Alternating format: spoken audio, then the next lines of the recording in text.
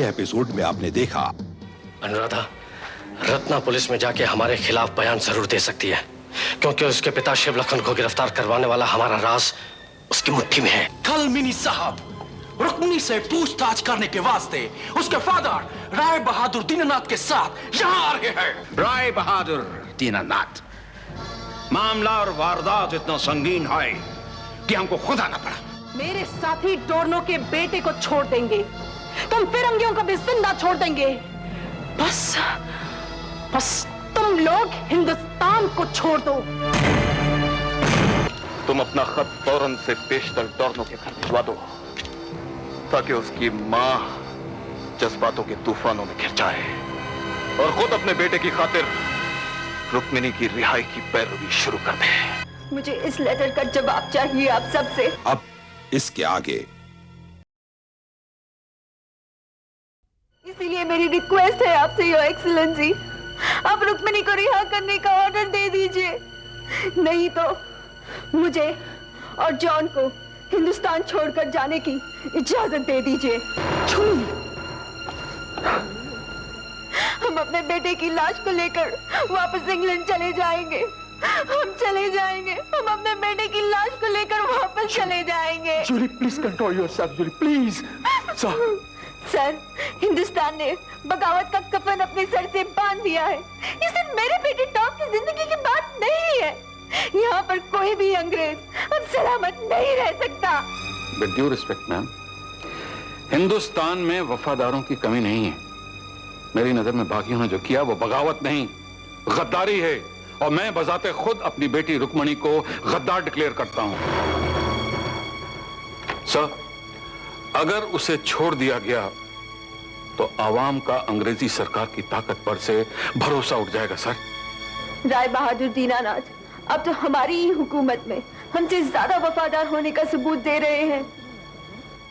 हम इस पेचीदा मामला को हल करने के लिए एक रास्ता निकाला है।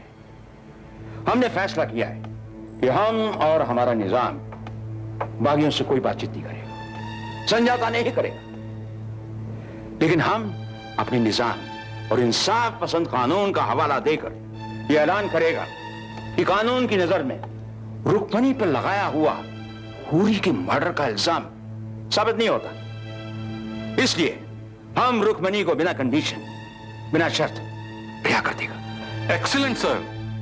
थैंक यू सर, इससे तो ब्रिटिश सरकार की इंसाफ पसंदी और बड़प्पन का सिक्का जम जाएगा। सिक्का जमने से ज्यादा इस फैसले से जूली और डोरनो के बेटे का जान बच जाएगा। Oh, God is great. Thank you your excellency, thanks a lot. Rukmini की इस रिहाई की कार्रवाई के लिए रंजीत बासु का दिया बयान बिल्कुल सच और सही माना जाएगा। जो पिस्तौल रुक्मिणी के पास से बरामद हुई है वो रंजीत बासु ने उसको अपने सेल्फ डिफेंस के लिए दिया था। इस ऐलान से रुक्मिणी को रिहा कर दिया जाएगा। और कलेक्टर मिस्टर हुरी के मर्डर का मामला अब बकायदा जमींदार शिव लखन सिंह पर चलाया जाएगा। मैडम, अगर मेरे बाबूजी पर मुकदमा चला तो मैं आपकी रंजीत बासु के साजिश का पर्दाफाश कर दूंगी। रत्ना, तुम भावुक होकर ना समझी के तूफान में घिरती जा रही हो। अनुराधा मैडम, आप कुछ भी कहें, लेकिन मैं ये मान ही नहीं सकती कि मेरे बाबूजी कलेक्टर हुरी की हत्या के गुनहगार हैं। उसका फैसला अंग्रेजी कानून करेगा। माना मैंने कि तुम्हारे पास रंजीत बासु के खिलाफ सुने सुनाए सबूत हैं, लेकिन क्या वो सबूत कानून के सामने ठहर सकेगा? वो सबूत ठहरे या ना ठहरे, लेकिन मैं रंजीत बासु के लगाए गए झूठे इल्जाम के तहत अपने बाबूजी को फांसी के तख्ते पर चढ़ जाने दूं, ये कभी नहीं हो सकता, कभी नहीं। तुम्हारे जालिम पिता शिव लखन सिंह को बचाने के लिए और भी कई तरीके इख्तियार किए जा सकते हैं। आप मुझसे सौदा करना चाहती हैं? सौदा समझती हो तो सौदा सही। मुल्क की आजादी के लिए हर सौदा, हर तरीका जायज है। नहीं, हर सौदा, हर तरीका जायज नहीं है। आप क्रांतिकारियों ने आजादी और देशभक्ति के नाम पर अल्फाजों के लबादे और रखे हैं। रत्ना, मैं आपकी ये लबादे और मुखौटे नोच कर फेंक दूंगी, समझिए आप? रुक्मिणी की रिहाई के लिए डोरनो के मासूम बेटे का अपहरण, इसका कोई जवाब है आपके पास? हिंदुस्तान के हजारों सैकड़ों निहत्ते बेगुनाह बेकसूर लोगों का रोजाना अंग्रेजों के हाथों कत्लेआम, इसका कोई जवाब है तुम्हारे पास? मैं अंग्रेजी हुकूमत और अंग्रेजों के वहशी कारनामों की हिमायत नहीं करती, लेकिन तुम अपनी आंखों पर भावुकता की पट्टी बांधकर देशभक्तों से मुखालफत जरूर कर सकती हो, यही ना? मैं नहीं कहती कि तुम हमारा साथ दो, लेकिन मैं इतना जरूर कहूंगी कि आजादी के दुश्मनों का साथ मत दो। ये फैसला इतना आसान नहीं है अनुराधा मैडम। डॉर्नो की बेटे की किडनैपिंग और उसकी मौत की धमकी, ये मामला अकेला और इकहरा नहीं है, एक भयानक साजिश है। कलेक्टर हुरी की हत्या और उसी हत्या के जुर्म में मेरे बाबूजी को फंसाया जाना और उसी हत्या के सिलसिले में रुक्मणी की गिरफ्तारी और अब रुक्मणी की रिहाई के लिए डॉर्नो के बेटे की किडनैपिंग, ये सब साजिश का खुलासा मैं रुक्मणी से करूंगी। काल कोठरी में बंद रुक्मणी से मिलने की इजाजत तुम्हें कभी नहीं मिलेगी। वो इजाजत मुझे मिल चुकी है और मैं उससे आज ही मिलने जा रही हूँ। रुक्मणी ने जो आपके साथ मिलकर अपराधी और खूनी क्रांति का गलत कदम उठाया है, उससे उसे आगाह मैं करूंगी। तो ये भी करके देख लो। और आप भी देख लीजिएगा, अगर रंजीत बासु को कानून ने सजा ना दी तो उसका इंसाफ करेंगे मेरे भैया, जो आज ही रात शिकार से लौट रहे हैं। वो आपके रंजीत बासु को जिंदा नहीं छोड़ेंगे।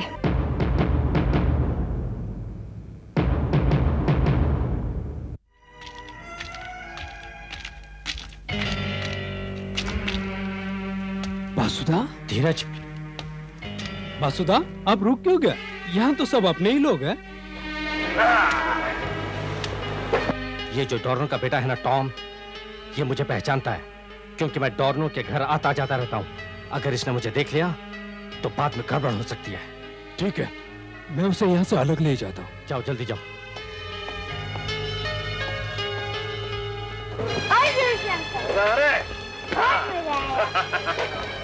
हाय टॉम बेटी, चलो हम लोग नदी के ओर जाते हैं।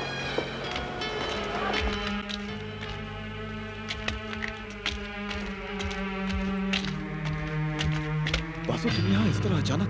ना कोई खबर, ना कोई इत्तला, कोई खास बात है क्या? वीरू, सरकारी जासूस चारों तरफ तैनात हैं। मेरा यहाँ आना खतरनाक तो था ही, मगर जरूरी भी। वीरू, एक खास और अहम खबर यह है कि अंग्रेजों की हाई लेवल मीटिंग में रुक्मणी को रिहा करने का फैसला कर लिया है। सच? और ये हुई ना कोई बात, आखिर दुश्मन हमारे सामने झुक ही गया। हमने मोर्चा फतेह कर लिया है वीरू। नहीं मोहन, मोर्चा तो हमने फतेह कर लिया है, लेकिन इस फैसले की सतह के नीचे कोई बहुत भारी साजिश भी हो सकती है। हाँ, ये हो सकता है। अच्छा वसु, उन्होंने ये खबर बाहर वाले नोटिस बोर्ड पे चिपकाई थी? नहीं, वहां तो नहीं चिपकाई। और ये भी सच है कि उन्होंने रुक्मणी को सरकारी गवाह बनाने की कोशिश की थी? हाँ, ये सच तो है, मगर सरकारी गवाह तो दूर, रुक्मणी ने सारी टॉर्चर, सारी यातनाएं सहने के बाद भी हम लोगों के बारे में कोई राज नहीं खोला। इसीलिए रुक्मणी को बिला शर्त रिहा करके उसकी हर कार्रवाई पर नजर रखी जाएगी, ताकि वो अंग्रेजी कुत्ते सूंघकर हम तक पहुंच सके। बिल्कुल ठीक, इसी वजह से मैं यहाँ आया हूँ। वीरू, तुम लोगों को ये ठिकाना फौरन छोड़ देना चाहिए और टॉम को छोड़ते वक्त खास सावधानी बरतना। लेकिन बासुदा, हम टॉम को कैसे छोड़ सकते हैं? टॉम चला गया तो यहाँ सब सूना सूना हो जाएगा ना, और अब तो हमारा पक्का दोस्त बन चुका है। देखो, तुम लोगों को टॉम को छोड़ना ही पड़ेगा। अच्छी बात है। अच्छा बासुदा, आपने जो शिवलखन सिंह के खिलाफ गवाही दी थी और वो गिरफ्तार हो गए थे, उसका क्या हुआ? जमींदार शिवलखन सिंह पर कलेक्टर हुरी के मर्डर का मुकदमा चलेगा। ये तो ठीक नहीं हुआ। क्या ठीक नहीं हुआ मोहन? यही वीरू भाई कि इन्होंने उसके खिलाफ गलत गवाही दी थी ना? मोहन, तुम मौका वारदात पर मौजूद नहीं थे, बासु थे। और फिर अंग्रेजों के साथ साथ शिवलखन सिंह जैसे जालिम और गद्दार पिट्ठुओं का खात्मा भी जरूरी है। बीरू, मैं चलता हूँ, लेकिन ध्यान रहे, डॉर्नो के बेटे को उसी वक्त छोड़ना जब रुक्मणी के जेल से रिहा होने की तुम्हें पक्की खबर मिल जाए। मैं चलता हूँ।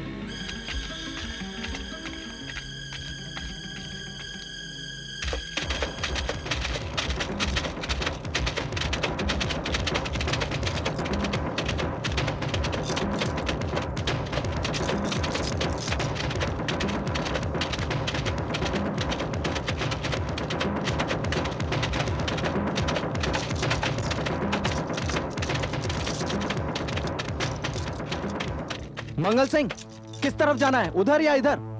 समझ में नहीं आता, छोटे ठाकुर किस जंगल में शिकार कर रहे हैं? जल्दी बता, अगर छोटे ठाकुर तक खबर नहीं पहुंची तो जालिम डोरनो बड़े ठाकुर के जिंदगी का फैसला कर देगा।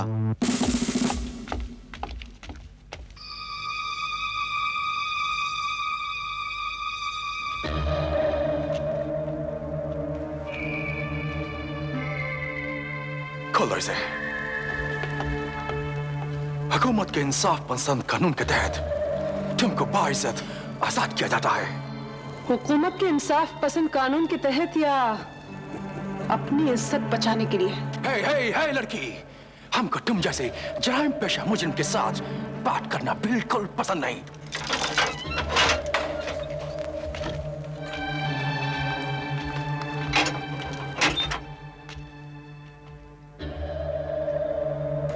इधर आओ।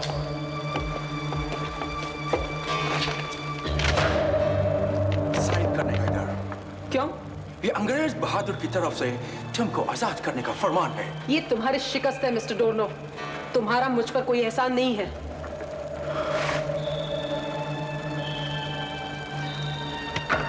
तुम जा सकती हो।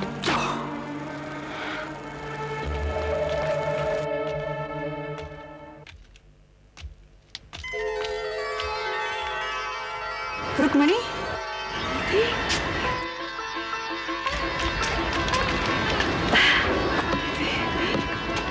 रुक्मणी,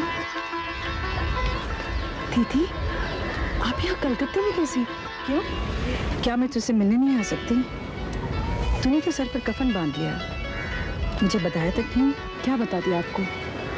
पर आपके ही नक्शे कदम पर मैं भी चल पड़ी। बाबूजी के अंग्रेज परिस्थिति छोड़कर आखिर हम दोनों ने एक ही माँ के संस्कार पाए हैं और एक ही लोरी हम दोनों ने माँ से सुनी है। माँ कैसी है?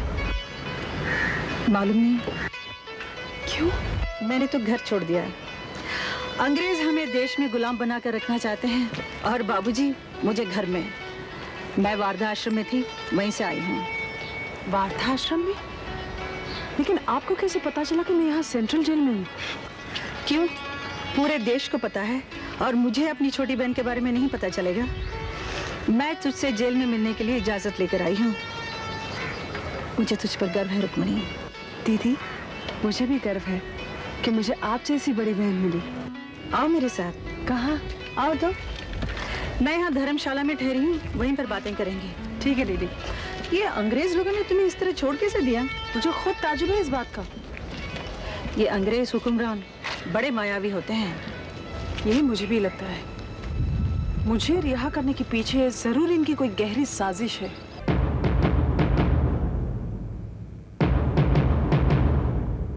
समझा तुम लोग? रुक्मी को रिहा करने का हमारा मकसद होता। वो किधर जाता, किससे मिलता, उसका पूरा पूरा खबर हमको दो। Yes sir. और उस पर कड़ी से कड़ी नजर रखो। जाओ।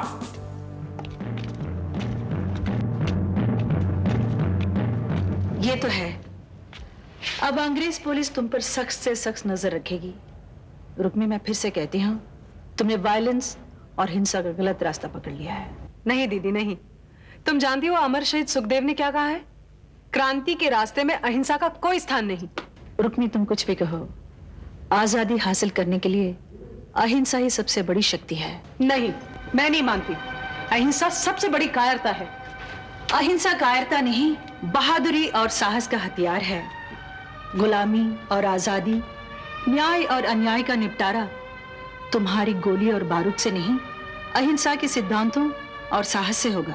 दीदी, तुम अहिंसावादियों के पास ही सिद्धांत नहीं, हम क्रांतिकारियों के पास भी अपने सिद्धांत हैं। लाला लाजपत राय को जालिम अंग्रेजों ने लाठियों से पीट पीट कर मारा। लाला लाजपत राय तो खुद एक अहिंसावादी थे। अंग्रेजों से उनकी मौत का बदला भगत सिंह जैसे क्रांतिकारियों ने लिया, तुम अहिंसावादियों ने नहीं। अहिंसा बदला नहीं लेती है, बलिदान देती है।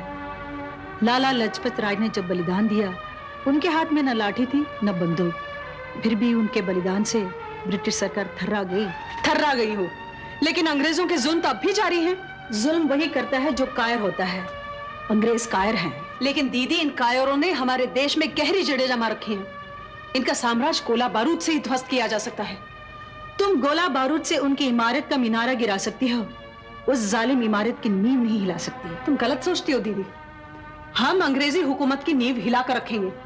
फिर भी तुम हिंसा के सहारे भगत सिंह, सुखदेव, राजगुरु जैसे अमर शहीदों के आजादी के सपने साकार नहीं कर पाओगी, क्योंकि अंग्रेजों के पास तुमसे 1000 गुना ज्यादा बंदूकें हैं, बारूद है।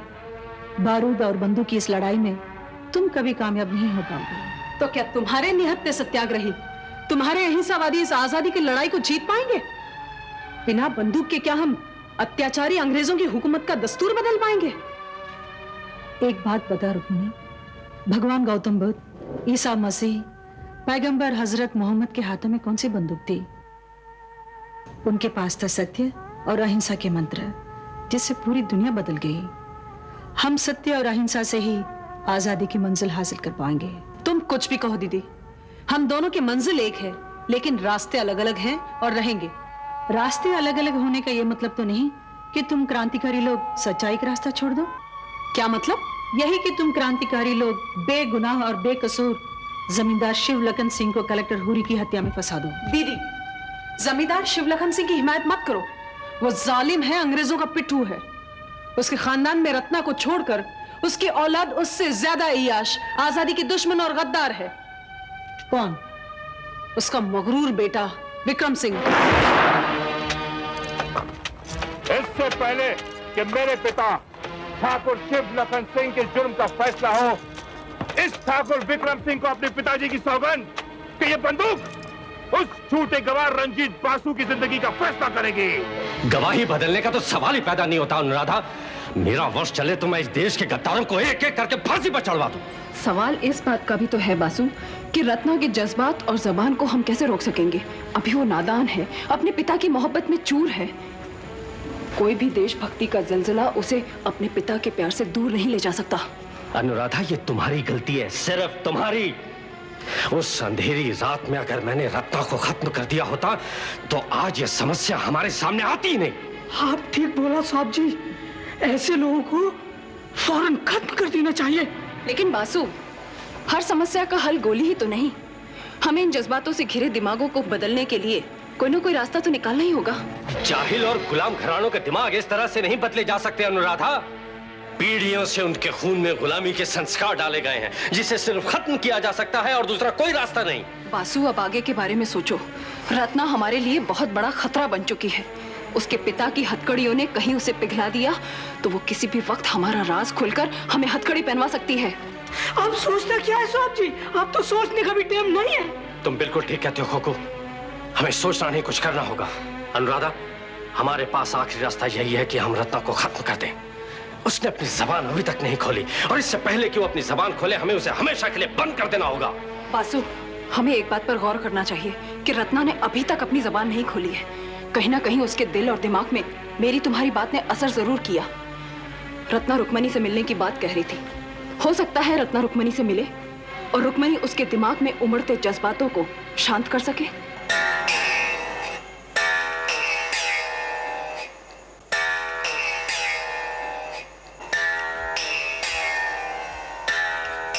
अनुराधा मैडम है? मैडम तो नहीं है, मगर आप? मैं भी उन्हीं की स्टूडेंट हूँ, उन्हीं से मिलने आई हूँ। और तुम? जी, मेरा नाम चारू है, मैं उनके यहाँ संगीत सीखने आती हूँ। कुछ अंदाजा है मैडम कब तक वापस आएंगी?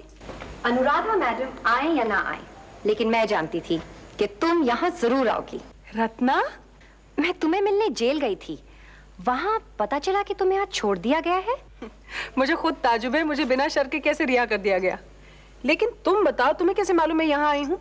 क्यों, तुम और कहाँ जा सकती हो? घर के दरवाजे तुम्हारे लिए हमेशा के लिए बंद हो चुके हैं। अब आखिर इन सर फिरे क्रांतिकारियों के अलावा तुम जा भी कहाँ सकती हो? रत्ना, तुम मेरी दोस्त जरूर हो, लेकिन मैं अपने साथियों और उसूलों को लेकर तुमसे बेकार बहस में नहीं उलझना चाहती।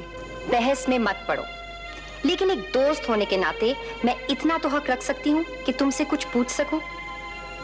तुम आखिर अपनी पढ़ाई लिखाई और भविष्य को चौपट करके इन बागियों के चक्कर में कैसे पड़ी? रत्ना, ये चक्कर नहीं है, ये आजादी का वो बवंडर और तूफान है जो मुल्क में चारों दिशाओं से उठ चुका है। और वो दिन दूर नहीं जब अपना एक गुलाम मुल्क आजाद होकर रहेगा।